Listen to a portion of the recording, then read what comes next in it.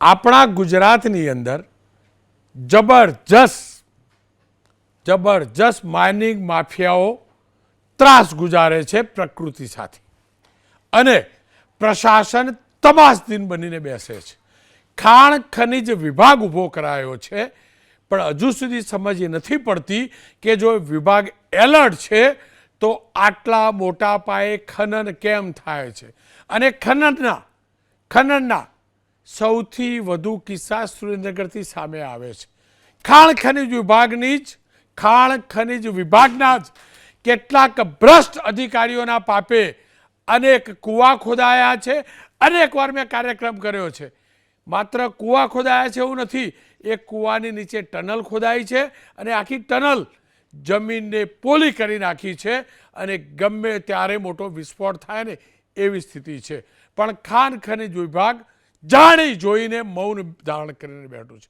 પણ એક અધિકારી જ્યારે થાની લે છે ને ત્યારે ભ્રષ્ટ અધિકારીઓને વિરુદ્ધ ભલે ન બોલી શકે, પણ ભ્રષ્ટ અધિકારીઓનું પાપ ખુલીને આવે છે, પાપ ખુલી શકે છે.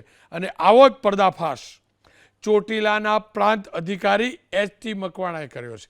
આપ જુઓ છો ને, આ કૂવો છે ખેતરની અંદર, એની અંદર કૂવાની નીચે એક ટનલ છે અને આ જ ટનલની અંદર મજૂરો ઉતારી ગેરકાયદેસર કાર્બોસેલ નામના કોલસાનું રીતસરનું ગેરકાયદેસર ખનન થાય છે. અનેક વાર મજૂરોના જીવ ગયા છે અને માણસ જીવની કિંમત મામૂલી ગણી થોડા ઘણા રૂપિયા આપી એ આખા કિસ્સાને દબાવી દેવામાં આવે છે. ખાણ ખનિજ વિભાગ જાણે છે, આખું પ્રશાસન જાણે છે, સુરેન્દ્રનગરથી લઈ ગાંધીનગર સુધીના તમામ જાણે છે, પણ નક્કર કાર્યવાહી કોઈ નથી કરતું. કારણ કે એટલા બેફામ છે, એટલા ગુનાહિત તત્વો છે. પણ સલામા અધિકારીને કે જાતે, અગાઉ તો વિડીયો આવતા હતા કે જાતે ચોકી પહેરો કરતા હતા, જે પણ ડમ્પર આવું ગેરકાયદેસર ખનન કરેલો કોલસો લઈને નીકળે ને પકડતા.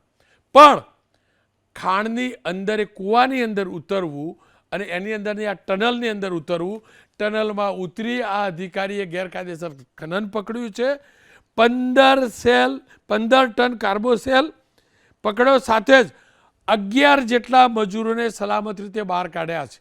11 જેટલા મજૂરોને, આખા મજૂરોને અંદર ઉતાર્યા છે, આપ જોઈ શકો છો. અને અંદર મજૂરો પાસે કોલસો કપાવવામાં આવે છે, ખોદાણ કરવામાં આવે છે, રાતના અંધારામાં એ બધો કોલસો બહાર કાઢવામાં આવે છે. પણ આપ જોઈ શકો છો એક અધિકારી ઊભો રહીને, જેની સીધી જવાબદારી નથી. આ પ્રાંત અધિકારી કરે સારું છે, પણ સીધી જવાબદારી ખાણ ખનિજ વિભાગની છે. પણ ખાણ ખનિજ વિભાગ સદંતર જાણી જોઈને નિષ્ફળ છે. એટલે જ એ વિભાગનું પાપ સામે લાવવાની સાથે સાથે એ તમામ પ્રામાણિક અધિકારીઓને સરકાર રક્ષણ આપે તે માટે હું વારંવાર કાર્યક્રમ કરતો રહીશ, હજુ પણ કરીશ. કારણ કે જો આવા પ્રામાણિક અધિકારી નહીં હોય ને તો પ્રકૃતિનું નિકંદન નીકળી ચૂક્યું છે ને હવે આપણે નહીં જીવી શકીએ ને એવી સ્થિતિ સર્જાવાની છે. લખી રાખજો, જે સુરેન્દ્રનગર જિલ્લામાં ચાલી રહ્યું છે. ત્યારે એક મર્યાદા હોય છે અધિકારીની બોલવાની, પણ પ્રામાણિકતાની કોઈ મર્યાદા હોતી નથી. એટલે જ એ અધિકારીએ હિંમત કરી છે. નાયક છે સાચા અર્થમાં, પણ હવે ખલનાયકોને શોધવા જરૂરી છે. ખેર, એચ.કે. મકવાણા પ્રાંત અધિકારી છે. કેટલાક માફિયાઓને નથી ગમતા, હું જાણું છું. કેટલાક ખાણ ખનિજ વિભાગના અધિકારીઓને પણ આંખમાં કણાની જેમ પણ આ ખૂંચતા છે, એ પણ હું જાણું છું. પણ આ બાહોશ અધિકારીએ જે કામ કર્યું છે ને એ એટલે સામે લાવવું જરૂરી છે કે અન્ય અધિકારીઓને પણ બળ મળે. મેં વાત કરી છે એવા જ નાયક, હીરો અને પ્રામાણિક અધિકારી મકવાણાજી સાથે. મકવાણા સાહેબ, અત્યાર સુધી તમારા બહુ ઓપરેશન જોયા ખનિજ માફિયાઓના વિરુદ્ધ, પણ પહેલું એવું ઓપરેશન જોયું કે કોઈ અધિકારી કોલસાના કૂવામાં જ નહીં પણ કોલસાની એક ખાણની અંદર, એ ટનલની અંદર ઉતર્યા હોય. શું કારણ રહ્યું કે તમારે ટનલમાં ઉતરવું પડ્યું? અને કેવો ખતરનાક ખેલ આ કોલસાના માફિયાઓ, ખનન માફિયાઓ ત્યાં આગળ કરતા હોય તેવું નજરે પડ્યું. રોનકભાઈ નમસ્કાર. કૂવાની અંદર ઉતરવાના મુખ્ય બે કારણ હતા. એક કે કૂવો છે એ તો વર્ટિકલ છે અને કૂવાનો તો એક હોલ તરીકે ચોરી કરવા માટે, કાર્બોસેલની ચોરી કરવા માટે ઉપયોગ થાય છે. અંદરથી જે હોરિઝોન્ટલ જઈ એટલે કે આડી સુરંગો ગાળીને કેટલો કોલસો કાઢે છે એ જાણવું ખૂબ જરૂરી હતું. એટલા માટે ઉતરી અને ખાતરી કરી કે ખરેખર કેટલા મીટર સુધી અંદર ઊંડે જાય છે અને કેટલા પ્રમાણની અંદરથી કોલસો કાઢે છે, એની ઊંચાઈ કેટલી છે, એની પહોળાઈ કેટલી છે એ જાણવા માટે. બીજી વસ્તુ છે કે જે મજૂરો આ બધું જિંદગીનું જોખમ લઈ અને જે અંદર કામગીરી કરે છે તો એ મજૂરો કેટલું જોખમ લઈ રહ્યા છે, એટલે આ બે વસ્તુ જાણવા માટે ઉતરવાની જરૂર પડી. કયા પ્રકારની ગેરરીતિ નજરે પડી અને આ ખાણની અંદર જવું કેટલું રિસ્કી, કેટલું ખતરનાક હતું? ઘણું બધું રિસ્કી હતું. ગેરરીતિઓની અંદર એ જોવા મળ્યું કે અંદર જે કોલસો જે કાઢવા માટે જે સાધન સામગ્રીનો જે ઉપયોગ કરવામાં આવે છે, અંદર જે વિસ્ફોટક પદાર્થોનો ઉપયોગ કરવામાં આવે છે, વીજળીનો પણ ઉપયોગ કરવામાં આવે છે, કૂવામાંથી અંદર વાયર નાખી અને અંદર સુધી છેક લઈ જવામાં આવે છે. આ બધી સાધન સામગ્રીનો ઉપયોગ કરવો અંદર છેક 150 ફૂટે અંદરની 150 ફૂટ તો અંદર અને પછી પાછા વર્ટિકલ જવાનું 100 મીટર 150 મીટર, એ પાછું કેટલું હોય અંદર. એટલે એવી જગ્યામાં જઈને વિસ્ફોટક પદાર્થોનો ઉપયોગ કરવો, વીજળીનો ઉપયોગ કરવો અને ઉપરથી પાછું પાણી પણ પડતું હોય છે, કારણ કે અંદર જઈએ એટલે પાણીનો સોર્સ પણ આવી જાય. તો આ બધી બાબતો જોવામાં આવે. બીજી વાત કે ઓક્સિજન પણ ન મળે. તો આ બધી જો બાબતો ધ્યાને લેવામાં આવે તો આ ખૂબ જ નુકસાન કરતા અને ખૂબ જ જોખમી કામ છે.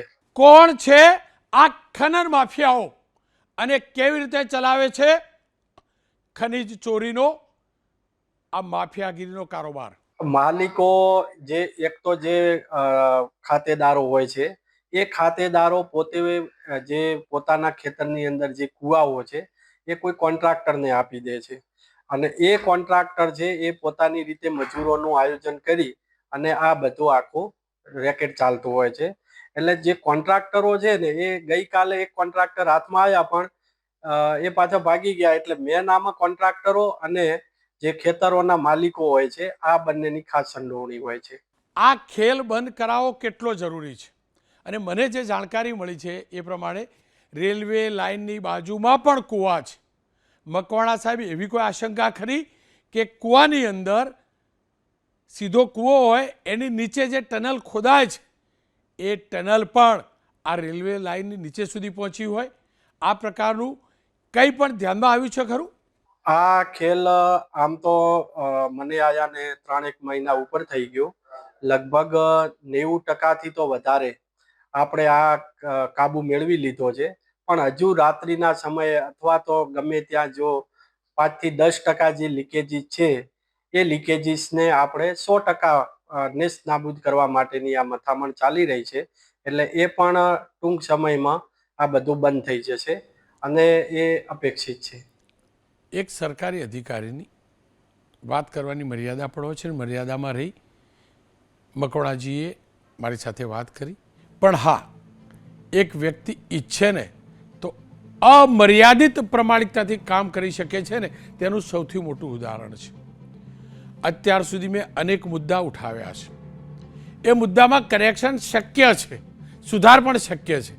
પણ અહીંયા સુધાર નહીં, અહીંયા જો આ બંધ નહીં કરાવીએ ને આપણે આ પ્રકારનું ખનન, તો આપણે ક્યાંયના નહીં રહીએ.